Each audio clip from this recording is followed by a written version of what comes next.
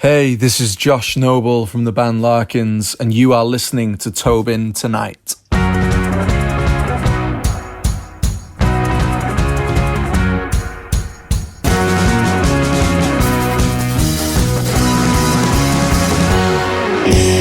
How are you doing? How has self-isolation been?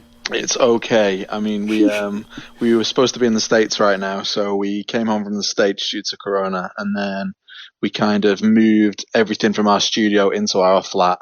So I've been working out the flat since. But I mean, listen, man, like we've got it bad, but at the same time, there's a lot of other people out there who've got it a hell of a lot worse. So I'm happy. I'm getting to write loads of music, getting time to finish off stuff that I've been meaning to finish for forever. So it's good. It's good.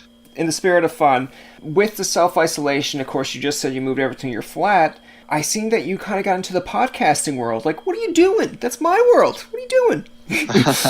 It's a bit weird. I mean, like it was one of those things where I'm obsessed with podcasts. I listen to like at least one every morning, so it's a kind of like something that I've always like been fascinated by. But I guess it was just a chance for me to like show off a lot of the people that I work with in the team. Like when Larkins do a show or when Larkins do a shoot or the band does something, there's so many people involved with that and so many creatives who have their own jobs and stuff. And like I've never really got the chance to go look at how fucking good this person is. So I guess that's my chance to do it, you know?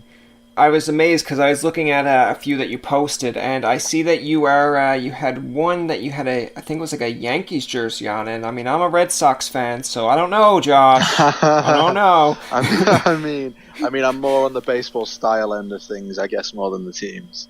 So I'm No, sure I've got a Red Sox as well, I'm sure.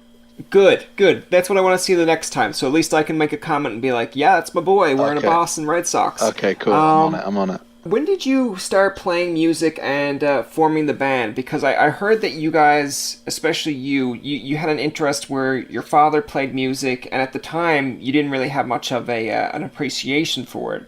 But over time, it kind of grew on you. So Yeah. expand on that. I guess we grew up in like a really small town that wasn't particularly musical, and I guess like myself and Dom, our parents were kind of outliers in how much they were into music, whether it was from like the 70s and the 80s, and then Dom kind of had this inspiration from his dad that was 60s music and like folk music. So I guess it was kind of that, but it just took us a bit of time to realize how important that music was. I think we were both always into pop music, but I guess the moment that we met, maybe when we were 12 or 13, that was a catalyst, like a big turning point for the both of us. So I guess then was the point where we both started to approach music differently because we did it together.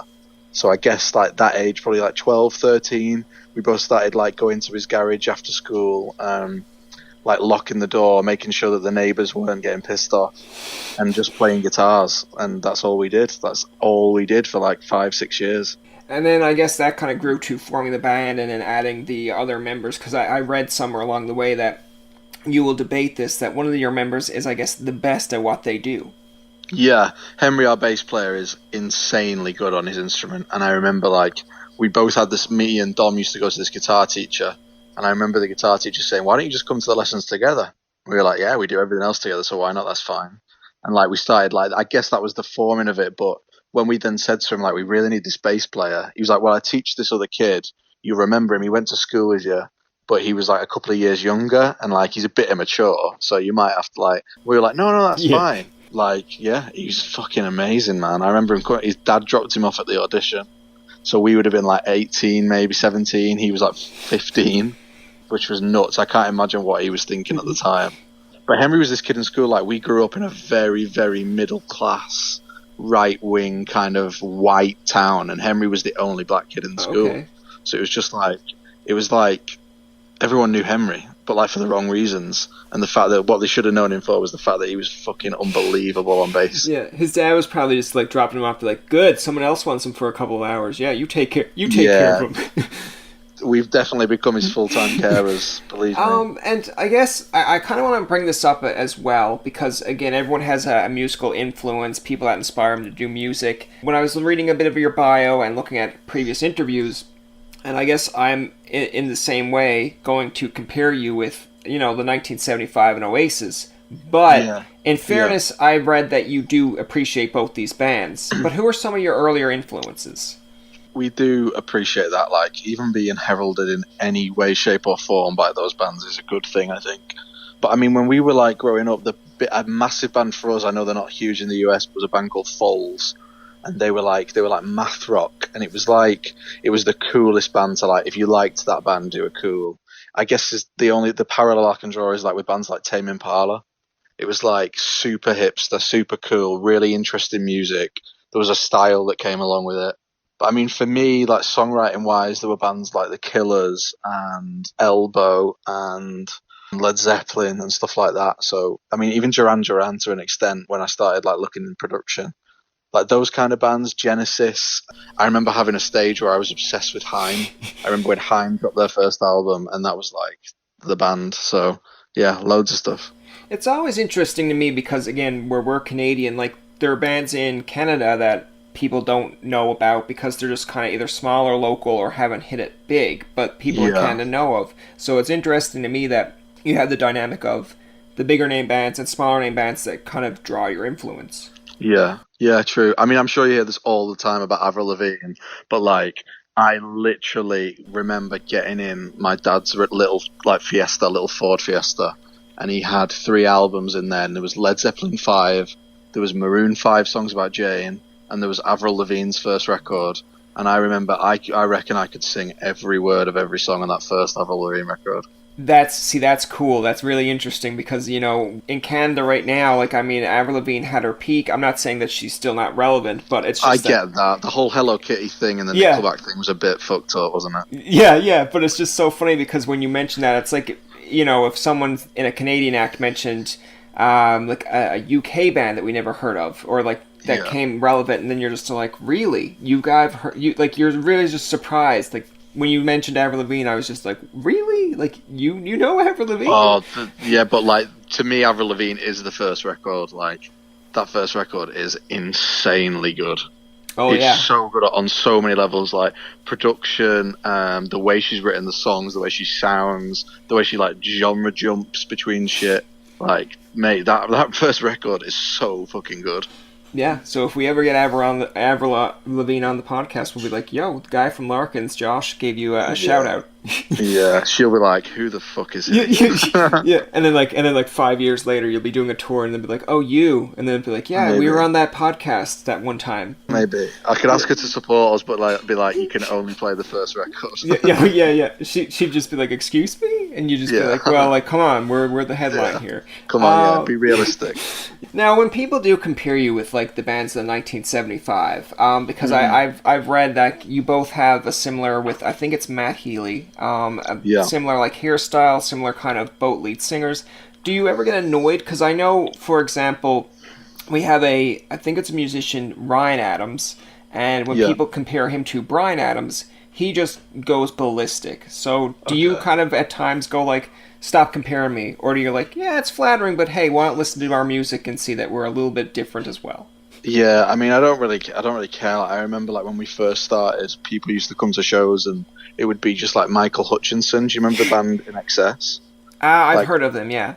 So if you go and check him out, like, it's exactly the same. Like, we have a similar look. Like, our music is polar opposites, but it was the same thing. Like, I'm not really bothered by it. I mean, like, as long as people like our music.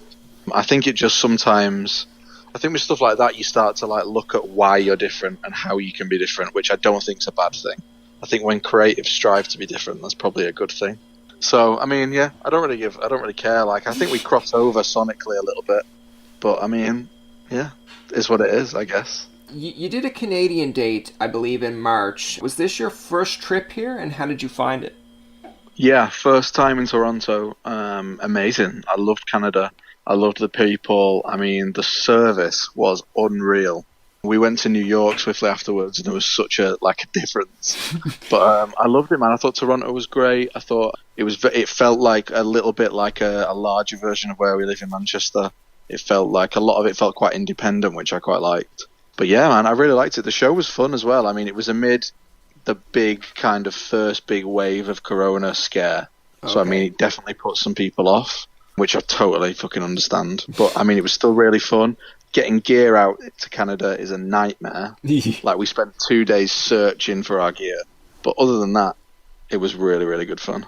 And I like that because I was going to say, you're on a Canadian podcast. If you don't put the Canadians over, they're not going to say much. They're just going to apologize. They'll be like, "Oh, I'm sorry you had a bad time." But no, so nice. that's awesome. Do you figure in the future when all this virus is over with that you'll try to make more tour dates within, say, Vancouver, even the East Coast, or is it just more like sticking within the main stage? No, 100%. We definitely want to. I mean, even the first day we got there, we held meetings with a few people over there about like production and ways that we could kind of elevate the Canadian show. And if we were to route Canada, how we would do that. So it's definitely in the pipeline.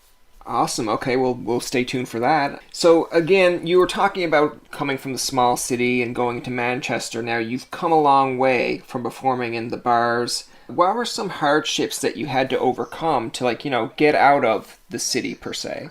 I guess those comparisons were always tricky coming from Manchester because it's so rich in history of like Oasis, the Smiths, the 75. Sometimes it felt a little bit like the loudest band was the band that came over the best that night. And we were never the loudest band. We were always striving to try and make, like, it sounds horribly cliche, but we were trying to make beautiful music. That was always the point, to try and make special moments. And when we were playing clubs and bars, we were playing the circuit, that sometimes was a bit of a graft. And we started so young. We were 16, 17 when we did our first shows. And we were playing with bands that were a hell of a lot older than we were. And a lot of the bars, like, we couldn't get in because we didn't have ID. I mean, there were times when I remember going to the doorman and saying, "You have to let me in, I'm about to play." And he was like, "No, you've not got ID." I mean, that's what it was like. We used to we'd grab our parents, we'd be like, "Please, can we borrow the car? Can you please drive us in to play a show?" And like, that was how we did it. That was just how things were done. Like, we did that for maybe a year. We played, I don't know, we went to 4 shows a week, 5 shows a week, something like that. And it was it was so competitive. It was just us trying to be better than everybody else. And like, was definitely not there yet, but there was a point, I think, where we started to believe that we could compete with, some of the bigger acts. And I think that's like the kind of attitude that you kind of have to have in a sense of like, you don't want to be. I remember you said this in one of your interviews with, I think it was like an upcoming musician that was doing an interview with you, that if you're doing a show or if you're doing a performance, like you have to sell it. You have to be engaged because people will know if you're not passionate about it. And I think that's really something that I'm sure that young person that did the interview with you was kind of like, oh God. But at the same time, it's like you're just being real with them, and you're not going to come across like, "I've got nothing to tell you. Just keep striving ahead." It's like, but I think you end up going through the motions. I think that the big thing is like having a rain check sometimes. Us, especially with Dom, as being like as close as we are, we know when each other aren't ticking over properly. And on the last tour, it was a really big tour for us. We did nearly 40 dates, and I think we got to date 35. And we stood on stage. I'd been to London all morning and then basically got a private car back up to play the show. And I stood on stage midway through the set and just thought, this is the worst thing ever. I can't do this anymore. I was going through the motions, and afterwards we were like, right, we're going to have to cancel some shows because this isn't right. This isn't how we want to do things. We need to reschedule. Okay. So, I mean, you've just got to be prepared to either give it everything or don't bother turning up. That's always been our mentality from date one of the first show we ever did 3-4 years ago to now. And I think that's, hopefully, as long as we can stick to that, that's the plan, and then hopefully that'll serve us pretty well. And I like your passion there for the answer and being very dedicated, because I know you guys even create your own merch, Animals in Costume. You kind of gave that a shout out in your TV Dream song. How did that idea came to be? Was it just that the merch you were looking at was like, this is rubbish, I don't like it? Or did you just think that, something else that we could probably do better or create something better? I think it was a combination of everything. I think massively it was, one, we realised what we were selling wasn't good enough. So a black T-shirt, where we'd found like really cheap T-shirts from abroad, usually made in Asia, but in really poor quality, not paying staff right.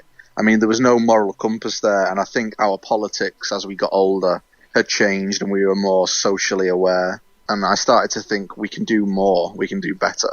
We started to really, I think, as you get to 15, 16, you really start to realise whether you're going to be into fashion or not. And as four lads coming out of where we'd come from, it was very apparent to us that it wasn't cool to be into fashion, but we were.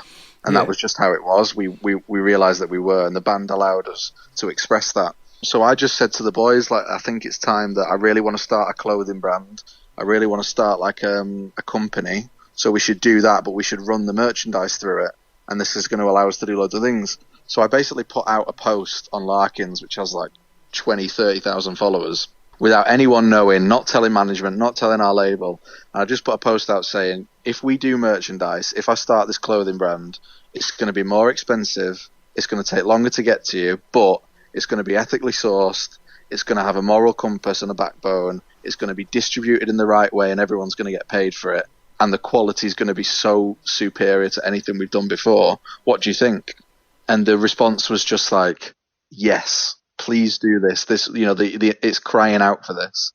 And as like a relatively small band in the whole scheme of things, like, it was bold. And now we get to turn up to shows, and bands won't put their merch out because they realise that they're not doing the right thing. And I love that. I think that's a really good thing. You're challenging people. So I'm really proud. I think that's probably the best thing we've ever done as a band so far. Like, in that realm, I feel really proud of the brand. The brand's building loads. It's all in-house. It's just me, Dom, and one of our best friends, Stella, who designs stuff for us. We do it all ourselves, and I'm really proud of it. I think it's really important that we keep that going. Well, I congratulations, and I give you props for that, because it's sometimes bands just say, like, no, we're just going to do music and fuck everything else. Like, you know, you do the merch, but I like that you're very dedicated. And, like, the fact that now bands are basically going like, oh, shit. Like, we're not putting our stuff out because ours is garbage compared to that. But I know from dealing with it myself, like, doing a podcast, like, I came up with an idea a few weeks ago of I just wanted, like, a hoodie or something for myself to advertise. And, you know, I was like, well, geez, I don't want to wear like a $20 hoodie that someone just grabs and then can easily rip, just in case if anyone ever wanted one.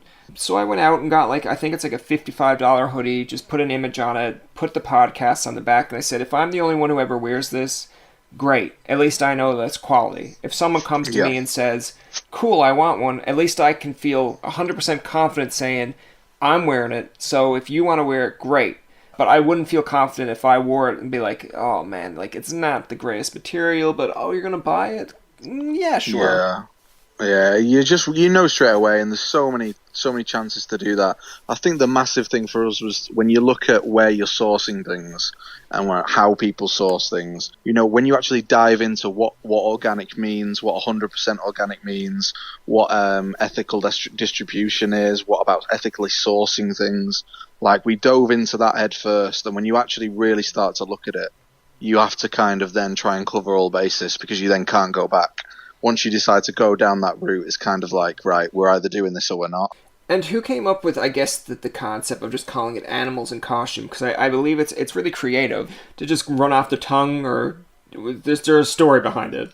I mean, the TV Dream had written before I'd had the idea to set up the label. And I'd always kind of laid into that line when we sing it live that we're animals in costume.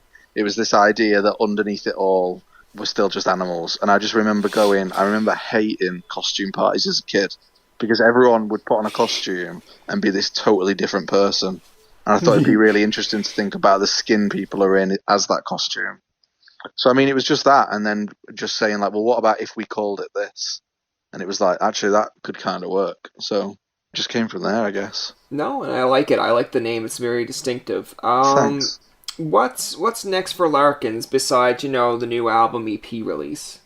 I mean, I have no idea. I mean, the future seems so fragile and strange at the moment.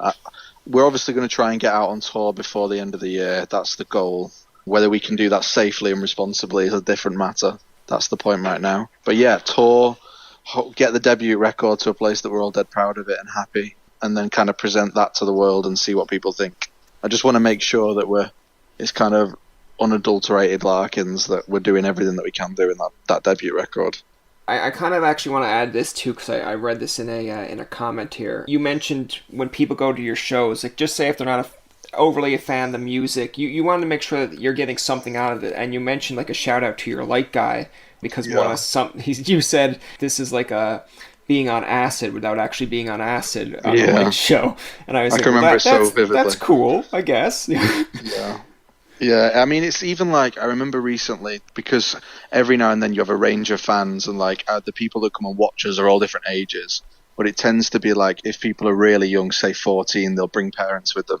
And recently we've had like parents will even come up and just be like, you know what, it's actually pretty good because it's still got those elements of like everything that we've ever listened to is their record collection and is like Genesis and Peter Gabriel and Fleetwood Mac and I love the fact that we're winning that side over as well, that we can actually do this. There's no gimmick there, like we're playing live.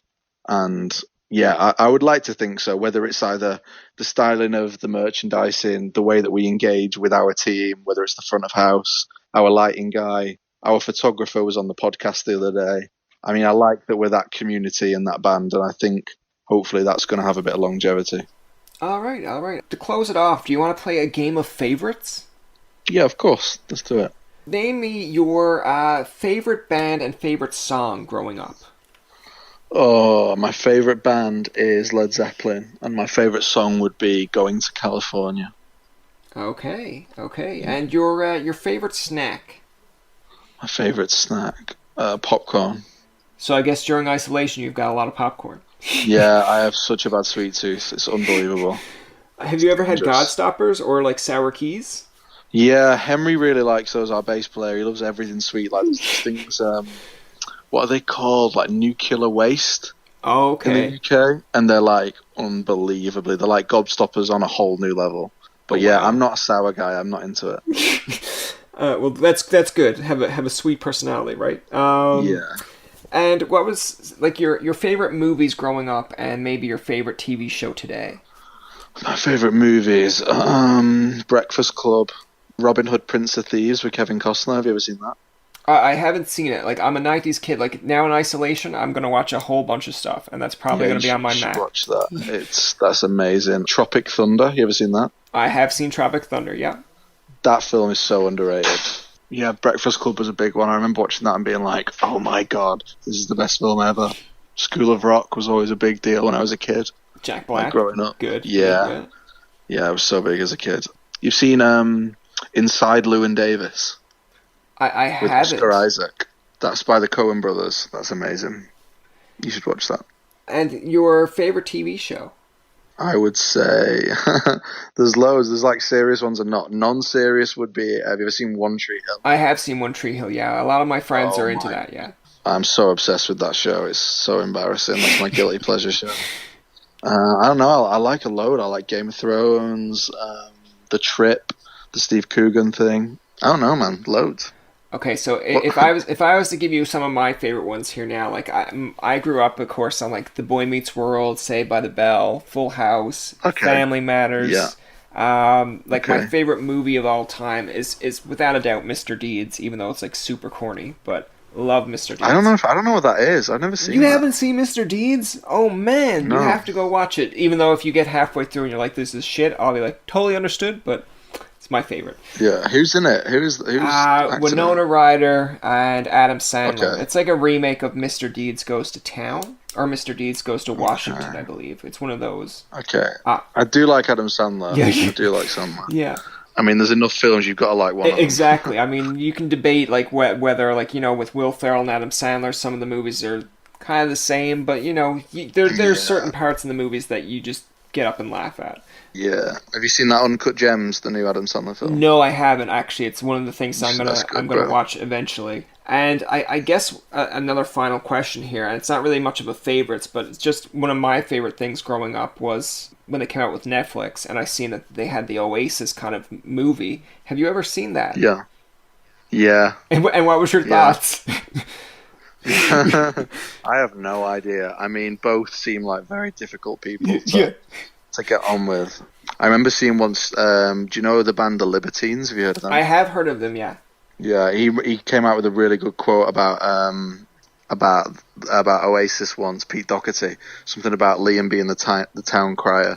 I mean, I'd just go off that. I mean, I don't know, man. Like Oasis are what they are. I totally get why they were so big. Yeah, but it's just so interesting because it's like for two brothers that don't get along and like no concept. It's like they came from completely different worlds, but somehow made it work for so many years to like come out with great Yeah. songs. And of course, I'm sure nearly everyone's favorite one to do on a guitar is like Wonderwall, but still, Yeah, to probably. do that, and like, behind the scenes, they're probably like, that was the worst set ever. I can't believe we did that. And then it's like the next night they're out there doing it again. Yeah, I was in LA recently writing with a guy called Dan Nigro, like finishing off some production bits, and we finished early because he sent me home to watch a documentary by a Metallica documentary. I don't know if you've seen this. Okay. It's called Some Kind of Monster, and it's all about Lars Ulrich and James Hetfield at the making of one of their recent albums. You have to watch that documentary. It's unbelievable. That's going to do it for this episode of Tobin Tonight. Our thanks to Josh Noble for coming on the show. Remember, you can find past, present, and future episodes on TobinTonight.com, Spotify, and iTunes. Follow us on Twitter, like us on Facebook, and leave a comment or two. For Tobin and myself, this is Jacob saying, thanks for listening, and good night.